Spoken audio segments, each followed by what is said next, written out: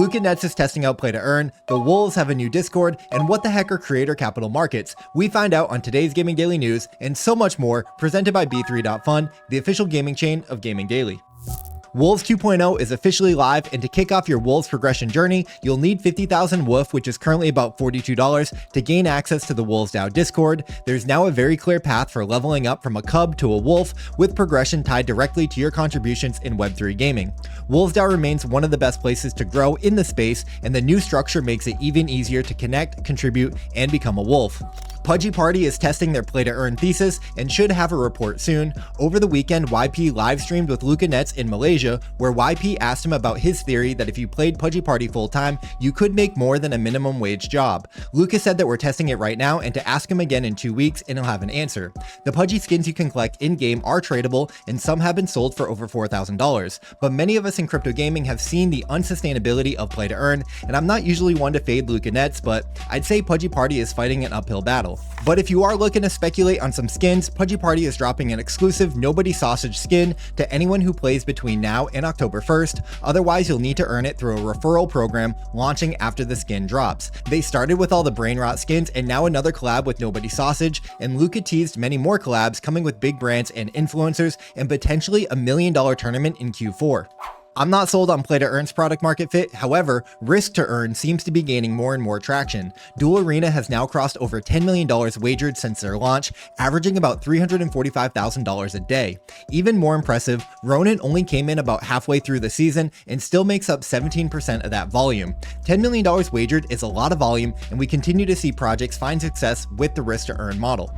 That being said, Blockchain Gamer dropped a new article posing the question, is the degen market now big enough to sustain profitable blockchain games? Gabby Dyson from YGG, shout out to Gabby, says yes, build for crypto natives who already value digital ownership and you unlock a high spending loyal audience. And then Jack O'Halloran from Scale echoed that, pointing to Gigaverse, Fishing Frenzy, and Cambria as proof that gameplay first approaches work. But then Sam Barbary from Sequence, shout out to Sequence, added that while recent titles have found wins, they still track closely with the broader crypto cycle, which raises questions about the long-term sustainability. It's a really great article with insights from lots of leading founders, but definitely a mixed bag, so go check out the full article.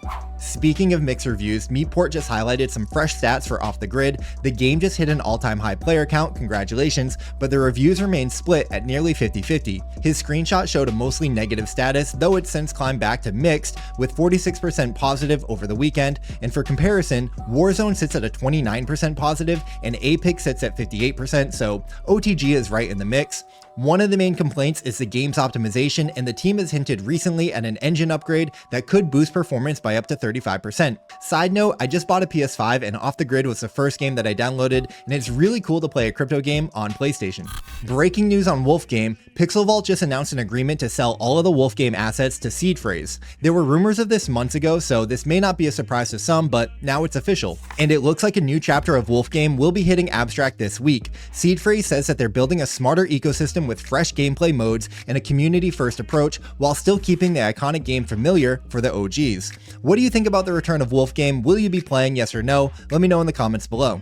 Okay, let's switch gears a bit. There was a big story over the weekend on the rise of creator capital markets. It seems that streaming on Pump Fun has hit its viral moment, with creators making real money from creator rewards, which are just a trading fees on the stream's token. The Bagwork Boys were the main headline, from streaking at a Dodgers game, getting slapped by Bradley Martin, and then flying on a private jet to the Canelo fight courtesy of Pump Fun founder Alon. They even leaked a Drake song from his new album with multiple clips going viral. All of this while their token ran from around $2 million to $36 million, and they pocketed over $160,000 in creator rewards. Then Mango Girl went viral with a clip saying that she made over $30,000 in just 10 days streaming on Pump Fun. The ability to live stream and make a ton of money is a narrative that can catch wildfire and reach the mainstream masses and probably onboard a ton of new people into crypto. It kind of reminds me of Jesse Pollock and Zora creator coins. However, there is a dark side to all of this, and that has been well documented, and we're already seeing some of the recent fallout. Case in point, are we incentivizing this bad behavior? Is it dangerous?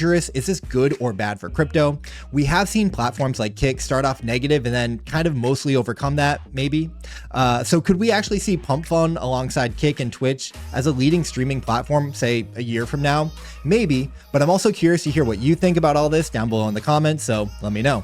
Speaking of Jesse and Base, with a live clip from Basecamp, they just announced the exploration of a network token. It's very early phases, so there's no real details yet, but it looks like a Base token could be on the horizon, and that would be very exciting and maybe just what the Base ecosystem needs. Today's episode is powered by B3, the official gaming chain of Gaming Daily.